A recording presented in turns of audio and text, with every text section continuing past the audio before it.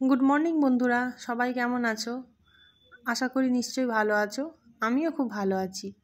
তো আজকে রবিবার, সকাল থেকে ব্লগটা স্টার্ট করছি। আজকে মেয়ের স্কুল নেই বলে একটু দেরি করেই উঠেছি ঘুম থেকে। প্রত্যেক দিনই তো তাড়াতাড়ি উঠি, তো রবিবারে একটু দেরি করেই উঠি।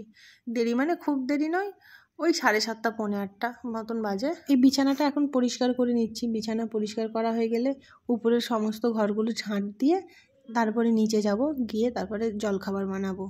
তো একটু দেরি করেই আজকে খাওয়া দাওয়া হবে, নাহলে এতক্ষণ প্রায় মেয়ে স্কুলে চলে গেলে আমার ঘর ঝাঁট দেওয়া প্রায় হয়ে যায়, প্রায় নিচে নেমেই যাই এই সময়টা করে।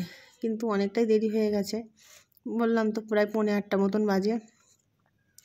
তো ওইদিকে দুটো ঘরে ঝাঁট দেওয়া হয়ে গেছে, বিছানা তোলাও হয়ে গেছে। এখন আমার ঘরে চলে এসেছি, বিছানা তুলছি। সারাদিনে এটাই আমার কাজ, জানো তো। সব কিছু ভাবি যে টাইমে টাইমে করে ফেলবো, কিন্তু পেরে আর উঠি না। একা হাতে তো সমস্তটা পেরে উঠি না, দেরি হয়ে যায়। দিন শেষে সেই আমার দুপুরবেলা খাওয়া দাওয়া করতে করতে প্রায় 2:30 বেজে যায়। কিন্তু রান্না করে ফেলি আমি 1:30টার মধ্যে, সব কিছু কমপ্লিট হয়ে যায়। তারপরে মেয়ে আসে, মেয়েকে স্নান করানো থাকে, খাওয়ানো থাকে। তো তারপরে সেই নিজের সব কিছু করতে গিয়ে না অনেকটাই দেরি হয়ে যায়। ওই যে বললাম, আমাদের মতন হাউসওয়াইফদের কোনো সময়ের দাম নেই। আমাদের কোনো কিছুরই সিস্টেম নেই, একটা অন্য সিস্টেমেই যেন চলি। আমার জানো তো অনেক দিন ধরে শখ ছিল আমার ইউটিউবে একটা চ্যানেল হবে। তোমাদের মতো দিদিমণিদের চ্যানেল আমি অনেক দিন ধরে সবার ভিডিও দেখি। ভিডিও বানানো শেখাটাও আমার অনেকটা সময় লেগে গেছে জানো। কিন্তু এখনও ভালো করে ঠিকঠাক বানাতে পারি না। কিন্তু চ্যানেলটা আমি সাহস করে খুলেই ফেলেছি যে যা হয় হবে। কেউ না কেউ তো আমার ভিডিও পছন্দ করবে। সবাই যদি ভালো ভিডিওগুলো দেখে, তাহলে খারাপ ভিডিওগুলো কে দেখবে? আমার খারাপ ভিডিওগুলো দেখি না কাউরি যদি পছন্দ হয়। তো সেই ভেবেই আমি শুরু করেছি। আমি তো সারাদিন ঘরেই থাকি, সারাদিন ঘরের কাজ করতে করতেই আমার সময় কেটে যায়, মেয়েকে নিয়ে সময় কেটে যায়। যখন ভালো না লাগে তখন মেয়েকে নিয়ে একটু ছাদে যাই, ছাদে গিয়ে একটু দাঁড়াই। তো এইভাবেই আমার সময় কেটে যায়। আর এই এখন নতুন নতুন এই ভিডিও করা স্টার্ট করেছি, এই ভিডিও করি। আর যখন অবসর সময়টা থাকে তখন এই ভিডিওগুলো দেখি কেমন করে সবাই এডিট করছে, ওইগুলো দেখে দেখেই শিখেছি। তো খুব একটা ভালো করে বানাতে পারছি না। তো তোমরা যদি ভালোবাসা দাও তাহলে চেষ্টা করবো আরও আগামী দিনে ভালো ভিডিও তোমাদের দেওয়ার। এই যে ভিডিওগুলো বানাচ্ছি আমি আমি কিন্তু মুখ ঢেকেই ভিডিও করছি, ক্যামেরার সামনে আসছিও না। কিন্তু আমাকে অনেক কথাই শুনতে হবে, লোকে আমাকে খারাপ বলবে আমি ভিডিও বানাই। এখানকার এই পরিবেশটা এইরকম, জানো তো। সবাই না নিজের থেকে বেশি একটু লোকের চর্চা করে, কে কী করছে, কার বাড়িতে কী হচ্ছে, এই সমস্ত। তো যাই হোক, আমি লোকের কথায় কান দিই না। আমার হাজবেন্ড তো আমাকে বলেছে বানাতে, তো আমি যদি ভদ্রভাবে ভিডিও বানাতে পারি, তো লোকে যতই আমাকে খারাপ বলুক। আর লোকে খারাপ বললে তো আর আমি খারাপ হয়ে যাচ্ছি না।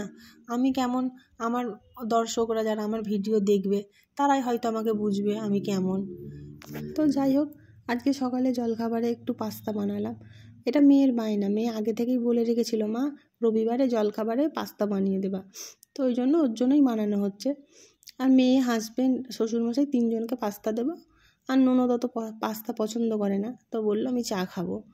ওদিকে চাটাও বসিয়ে দিয়েছি, এদিকে ওদের পাস্তাটা দিয়ে দেবো। পাস্তাটা খাওয়া হয়ে গেলে তারপরে চা ছেঁকে দেবো। শ্বশুরমশাই, আমার হাজবেন্ড আর ননদ 3জনকেই চা দেবো। ওরা সকালে দুধ চা খায়, আমি আর আমার শাশুড়ি লিকার চা খাই। প্রথম থেকেই লিকার চা খাই। আমাদের একটু অম্বলের সমস্যা, তো আমরা একটু বিস্কুট দিয়ে সকালে চা খেয়ে নিয়ে তারপরে জলখাবার খাই। তো আমার হাজব্যান্ড সকালেই বাজার করে নিয়ে আসে, বাজার দোকান দুটোই হাজব্যান্ডই করে নিয়ে আসে। আমি তো আর বাজারের দোকানে যাই না। বিয়ের পর থেকে আমি কোনো দিনই এখানে এসে বাজারের দোকানে যাইনি। ওই সব সকালবেলা করে এনে দেয়। তো আমি যখন উপরের ঘর ঝাঁট দিচ্ছিলাম, ও তখনই চলে গিয়েছিল বাজারে। তো বাজার দোকান সব একসাথেই করে নিয়ে এসেছে। তো আজকে একটু আড় মাছ নিয়ে এসেছে। তোমাদের ওখানে ওটা কী মাছ বলে আমি জানি না। তো এখানে আড় মাছও বলে, আবার আমার বাপের বাড়ির ওইদিকে বলে ওটা রিঠে মাছ। তো তোমাদের ওদিকে কী মাছ বলে একটু কমেন্টে জানিও। আর একটু পুঁই শাক নিয়ে এসেছে, বাঁধাকপি, বিনস, বিট গাজর, একটু চিংড়ি মাছ এনেছে।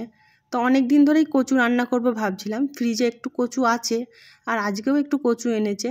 তো সব কচুগুলো একসাথে চিংড়ি মাছ দিয়ে রান্না করে ফেলবো। আর বিট গাজর, ফুলকপি, বিনস ওগুলো রেখে দেবো। দেখি কালকে যদি পারি একটু খিচুড়ি রান্না করে দেবো মেয়েকে।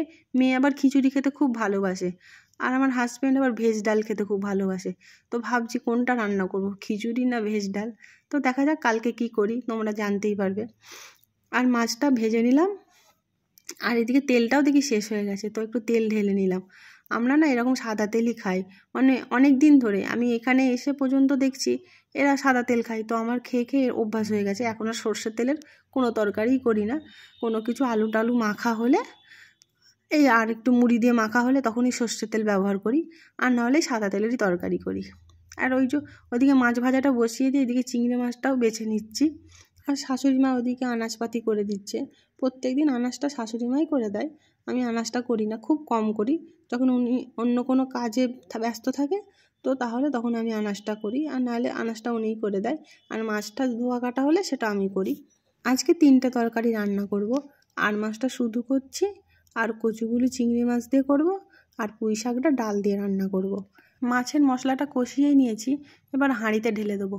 এই যে কড়াইটা দেখছো না, এই কড়াইটার ওপর না একটা মায়া পড়ে গেছে। এটা কালো হলেও তো ফেলতে পারি না, কেন বলো তো? সমস্ত তরকারির মশলা, কোনো কিছু ভাজার জিনিস, সব কিছু এই কড়াইটাতে খুব ভালো হয়।